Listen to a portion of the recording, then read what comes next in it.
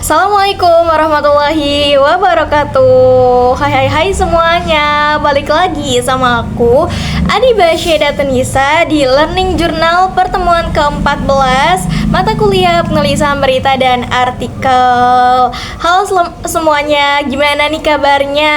Dan selamat menjalankan ibadah Hari Raya Idul Adha. Teman-teman, jadi di Learning Journal pertemuan ke-14 ini aku akan mereview materi mengenai creative writing atau penulisan kreatif. Nah, teman-teman ada yang tahu nggak atau ada yang pernah dengar nggak mengenai creative writing ini? Nah, langsung saja ya teman-teman, kita bahas mengenai creative writing.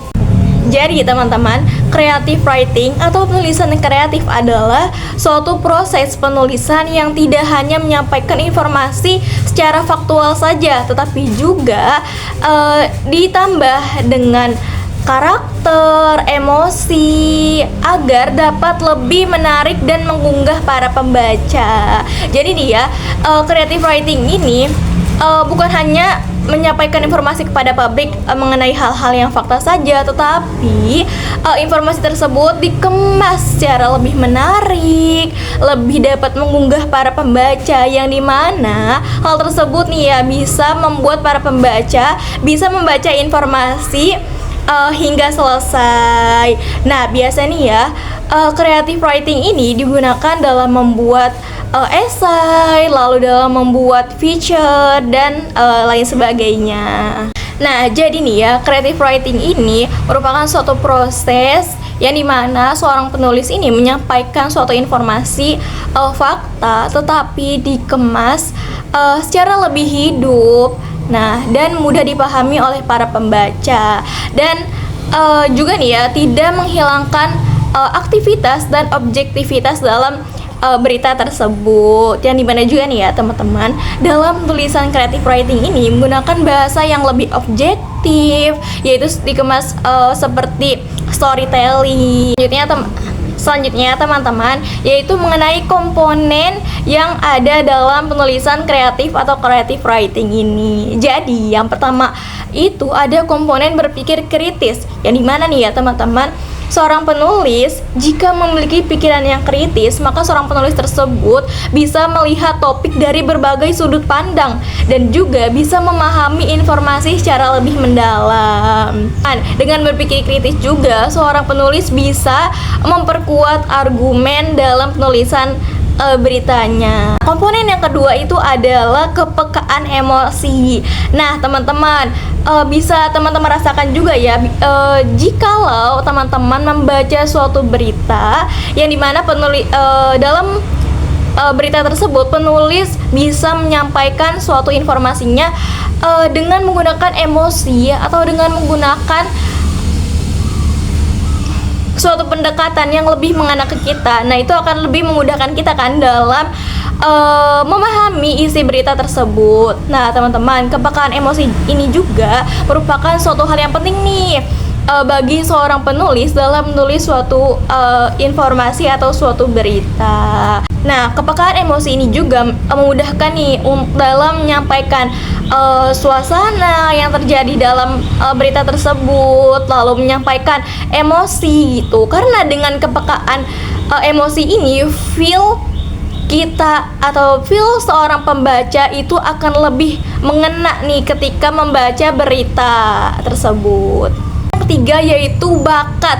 Nah, teman-teman, bakat menulis ini tidak semua orang memiliki bakat tersebut, tetapi ini ya, jika seseorang memiliki bakat dalam menulis, nah sebaiknya itu bisa lebih dikembangkan, yaitu dengan sering-sering menulis berita, menulis feature dan lain sebagainya. Teman-teman, dalam komponen creative writing yang terakhir ini ada yang namanya daya imajinatif, yang dimana daya imajinatif ini memungkinkan seorang penulis bisa menyampaikan sebuah informasi dengan lebih menarik dan lebih unik nih.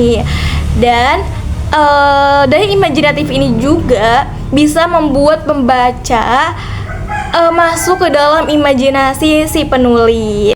Teman-teman, daya imajinatif ini bisa membangun suatu dunia, suatu karakter dan suatu suasana yang lebih mengena dari tulisan yang seorang penulis buat. Daya imajinatif ini juga nih ya teman-teman, seorang penulis bisa menghadirkan suatu perspektif baru nih bagi para pembacanya. Lalu selanjutnya yaitu mengenai tujuan dari penulisan creative writing ini. Teman-teman, tujuan penulisan creative writing yang pertama itu ada membuat informasi menjadi lebih menarik. Nah, teman-teman, seperti yang telah aku bahas ya di awal, bahwasannya penulisan kreatif atau creative writing ini kan menggunakan bahasa-bahasa yang lebih mudah dipahami, yang lebih menarik bagi para pembaca.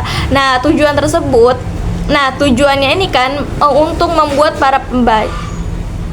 Nah, tujuan ini kan untuk menjadikan informasi menjadi lebih menarik. Nah, karena disusun dengan bahasa-bahasa yang lebih naratif, dengan bahasa-bahasa yang lebih menarik dan lebih mudah dipahami bagi para pembaca. Dengan menggunakan bahasa-bahasa yang lebih ekspresif, nah hal ini bisa membuat pembaca tertarik nih untuk bisa membaca informasi tersebut dari awal hingga akhir.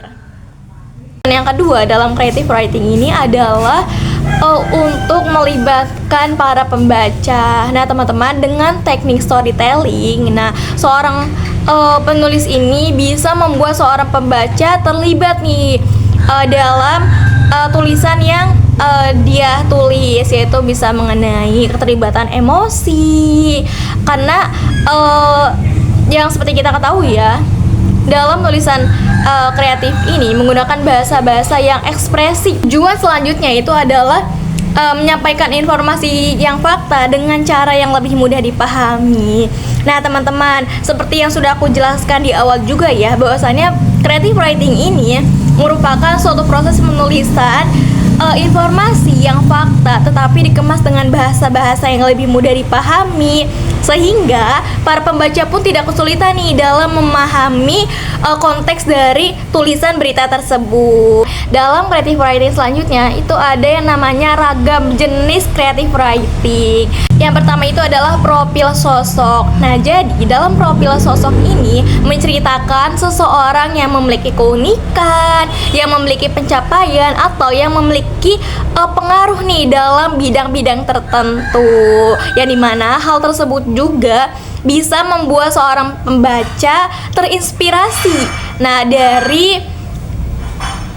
bisa membuat para pembaca terinspirasi dari sosok tersebut. Ragam jenis yang kedua ini adalah traveling. Nah, teman-teman, sudah kita ketahui ya bahwasannya dalam traveling ini pasti menceritakan suatu perjalanan, yaitu mengenai suatu wisata, suatu tempat yang memiliki keindahan atau pesona di setiap daerahnya. Nah, seperti pengalaman seseorang dalam berwisata ke suatu tempat. Nah, mungkin bisa menceritakan suatu keunikan wisata yang seseorang tersebut kunjungi. Teman-teman, dalam ragam jenis traveling ini merupakan suatu cerita nih. Misalkan ada seseorang yang sudah berkunjung ke suatu tempat, jadi seseorang tersebut menceritakan suatu keunikan yang ada di tempat wisata tersebut. Nah, contohnya seperti Sukabumi memiliki tempat wisata yang sangat unik. Nah, apa saja yang ada di sana? Misalkan ya, contohnya seperti itu. Selanjutnya, dalam ragam jenis creative writing yang ketiga ini adalah kuliner. Nah, teman-teman, dalam artikel kuliner ini membahas mengenai suatu kuliner yang ada di berbagai daerah. Nah, lalu tips-tips mengenai tempat-tempat kuliner yang enak dan rekomendasi di mana. Nah, dalam penulisan artikel kuliner ini ditulis dengan secara detail nih, yaitu mengenai rasa dari kuliner tersebut, lalu mengenai macam-macam kuliner apa saja, pokoknya dikemas dan ditulis secara detail. Teman-teman, mungkin itu saja review materi di pertemuan ke-14 ini dari aku, Adiba Syedatunisa. Sampai jumpa di Learning Journal tulisan berita dan artikel selanjutnya. Wassalamualaikum warahmatullahi wabarakatuh. Selamat makan opor. Selamat makan kambing.